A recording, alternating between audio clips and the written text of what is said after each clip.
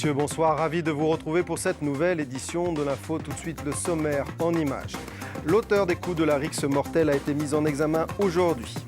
La flamme des donneurs du sang est passée dans le Sud-Sarthe ce matin. Carrefour Entreprise Sarthe a 20 ans, la créatrice de City Glass a bénéficié de son aide, elle témoigne dans ce journal. Et puis, deux jeunes des Beaux-Arts ont remporté plusieurs prix dans une discipline nouvelle, le design sonore. Enfin, mon invité est Bruno Webel, responsable de la CGPME en Sarthe, la Confédération Générale des Petites et Moyennes Entreprises. Vous avez plusieurs projets en perspective, vous nous direz ça dans quelques instants. Mais on débute donc avec le drame de la rixe mortelle du week-end dernier. L'auteur a été écroué ce matin pour homicide volontaire. Attention, certaines images de ce reportage peuvent choquer.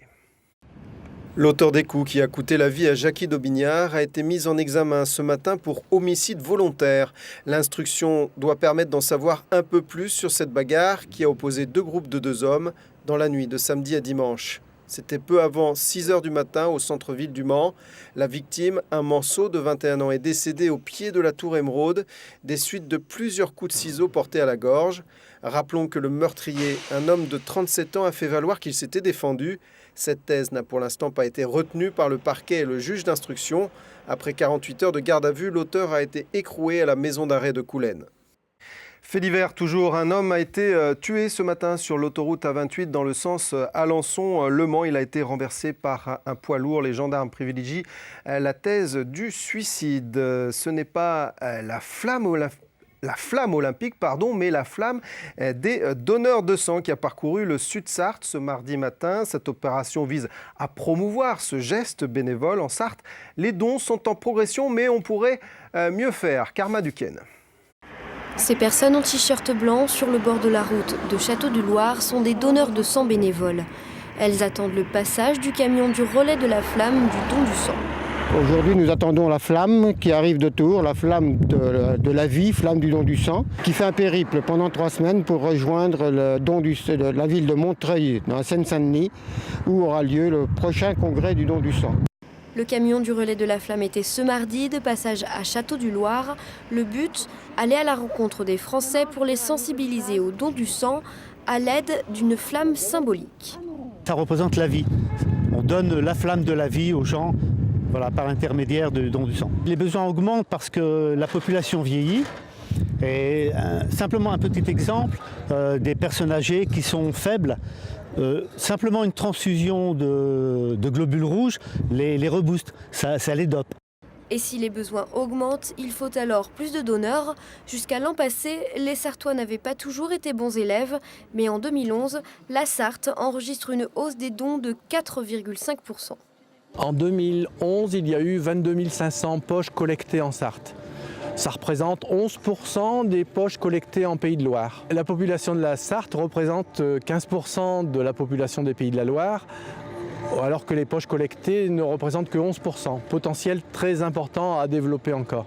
Et pour donner votre sang, plasma ou moelle, rien de plus simple. Si vous avez entre 18 et 70 ans, rendez-vous à l'établissement français du sang au centre hospitalier du Mans ou sur internet www.dondusang.net.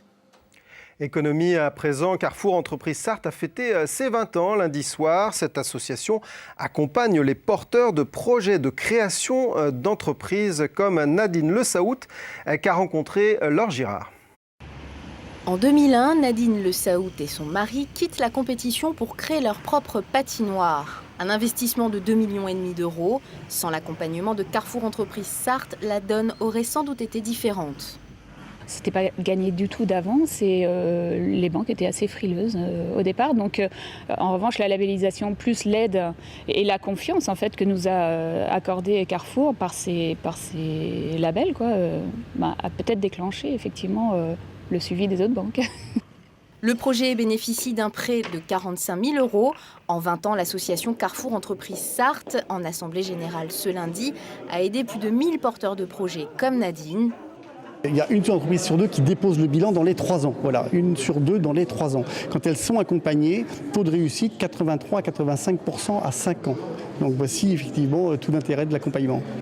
Un accompagnement via un système de parrainage dont Nadine a bénéficié pendant 3 ans. un autre chef d'entreprise qui a au moins 4 ans d'expérience. Il va pouvoir échanger avec eux. C'est un petit peu le confident professionnel. On avait l'occasion de discuter, même si c'est pas très souvent, c'est quand même des conseils importants et on se sent soutenu, quoi. Donc c'est vraiment bienveillant. Après 20 ans d'activité, Carrefour Entreprises Sarthe recherche toujours des chefs d'entreprise bénévoles pour venir apporter leur aide aux porteurs de projets. Économie toujours avec mon invité Bruno Webel, bonsoir. Vous êtes le patron de la CGPME ici en Sarthe, on va le voir. Il y a un nouveau bureau qui vous accompagne avec des chefs d'entreprise venus de divers horizons, du négoce, de la plomberie, du transport. Vous-même, vous distribuez des distributeurs justement automatiques de café et d'eau. La CGPME, c'est environ 400 adhérents en Sarthe. Et vous avez quoi? Envie de sortir de l'ombre? On vous connaît pas assez à la CGPME?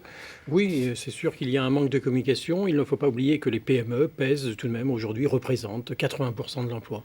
Ce qui est effectivement important. Alors vous avez des projets en perspective, qu'est-ce que vous voulez mettre en avant?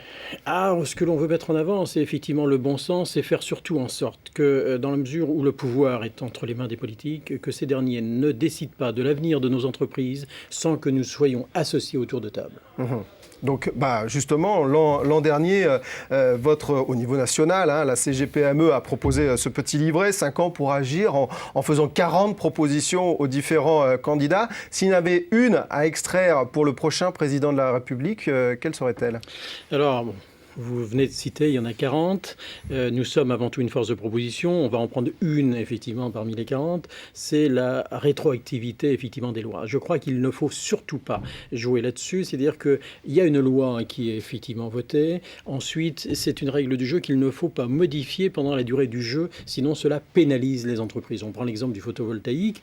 L'annulation du crédit d'impôt ultérieurement fait que certaines entreprises se sont engagées dans cette démarche, ont formé du personnel, ont réalisé des investissements, et puis en cours de route, on modifie la règle du jeu, ce qui est pénalisant pour les sociétés. C'est là où on dit qu'il faut impérativement que les hommes politiques aient une écoute attentive concernant le quotidien des entreprises. Et sur la fiscalité des entreprises, qui est un thème auquel vous êtes évidemment sensible? Alors là, cela va peut-être vous surprendre, mais nous sommes, pour une simplification des aides, et nous ne sommes pas forcément favorables à la démultiplication des aides. Je crois qu'on préfère avoir un abaissement du coût du travail plutôt que d'empiler successivement donc les aides. Les aides, c'est un maquis. Aujourd'hui, il y en a, je crois, plusieurs centaines. C'est pas ce que l'on souhaite. On préfère effectivement avoir des coûts justes que l'on maîtrise. Alors, la CGPME, c'est, on va dire, le syndicat des petites et moyennes entreprises. Celui des grosses entreprises, c'est le MEDEF. Et Mme Parisot a récemment proposé une fusion de vos deux confédérations. Qu'est-ce que vous en pensez? Oui, alors là, c'est un effet d'annonce. La CGPME se développe. Donc, qui dit développement de la CGPME dit effectivement peut-être réduction de l'influence du MEDEF. Donc, effectivement, c'est un petit peu tactique. En proposant de nous absorber, c'est une façon de mieux nous étouffer. Effectivement. On va le voir on va parler emploi à présent avec ce chiffre qu'on va voir en image, plus 1,2% d'augmentation de l'intérim en février en Sarthe. La tendance en revanche sur l'année est à la baisse, moins 1,3%. Vous avez pris la température évidemment des PME. Quelle est leur santé aujourd'hui? C'est très difficile à appréhender parce qu'on peut faire dire aux chiffres ce que l'on veut. Ce qui est sûr, c'est que selon les marchés, il y a des disparités de réaction. Il y a des marchés qui se portent plus ou moins bien, il y a des marchés tendus, et puis il ne faut pas oublier. Alors effectivement, l'intérim donne cette flexibilité face à un manque de lisibilité que l'on a sur l'avenir effectivement de nos marchés. D'un autre côté, on est tout de même dans la 3e ou 4e année de crise. L'on va certainement plus vers une tension dans la mesure où les trésorerie des entreprises, souffrent depuis plusieurs années. Les marges ne permettent pas de régénérer les trésoreries, donc on risque tout de même d'être confronté à quelques mois difficiles. Ça veut dire un appel aux banques, ça veut dire un appel à l'État peut-être ou pas? Oui, pas forcément, mais notamment en matière d'emploi, effectivement, on va peut-être être moins ouvert à l'emploi parce que financièrement, nous n'en avons pas forcément la possibilité dans les PME. Pas toutes, hein. Merci beaucoup, Monsieur Webel, d'être venu sur ce plateau. Et on termine avec cet éclairage sur une nouvelle formation, le design sonore de l'École des Beaux-Arts du Mans. 2 étudiants de la première promotion ont été récompensés récemment grâce à 2 projets rencontres. Ils fabriqueront les sons de demain. Antoine Charon et Florestan Gutiérrez font partie de la première promotion du master de design sonore de l'École des Beaux-Arts du Mans. Lauréats du prix Créapolis, lauréats du prix Crédit Agricole, ils ambitionnent de créer leur agence au Mans à l'été 2013 avec un premier projet, la cuisine interactive, pour laquelle ils ont imaginé plusieurs sons, dont cette alerte de surchauffe de la cuisinière. On essaye de donner une autre dimension, que ce ne soit pas simplement du son basique. On veut que le son, rien qu'en l'entendant, on sache à quelle fonction il est destiné. Du coup, on peut être en train de faire autre chose, ou alors on peut avoir oublié qu'on avait mis une casserole sur le feu. Et en fait, voilà, quelque chose va nous le rappeler. Enfin, voilà, c'est aussi ça notre travail. Qu'on puisse identifier en fait à travers des métaphores sonores, que les gens puissent comprendre vraiment de quoi il s'agit. Des premiers contacts ont été pris avec un fabricant et l'avenir dira si leurs sons viendront équiper nos cuisines. Autre idée, celle de la voix par le geste. Où puis-je trouver le centre commercial, s'il vous plaît?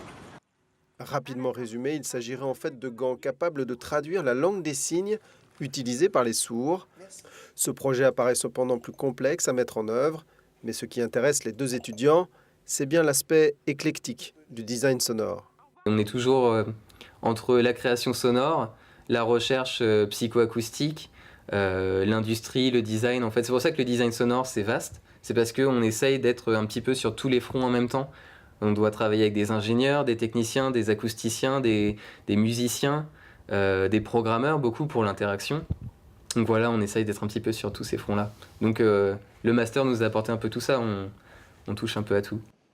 Il faut dire que les conditions sont idéales. La promotion compte 6 étudiants et les stages durent 5 mois.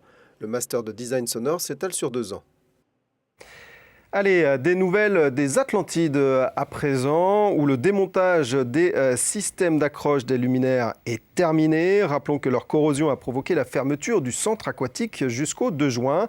La municipalité vient de faire savoir que les abonnements solo et chrono seront prolongés de 2 mois. Les séances d'aquagym et les cours de natation seront remboursés si vous vous présentez avec un RIB aux Atlantides avant le 5 mai. Notez aussi que les horaires du week-end de la piscine des Ardriers ont été étendus. Je vous laisse quelques secondes pour les lire. Voilà, merci d'avoir suivi cette édition. On se retrouve demain pour une nouvelle session d'information. Tout de suite, la météo de Romuald de Besson. Au revoir.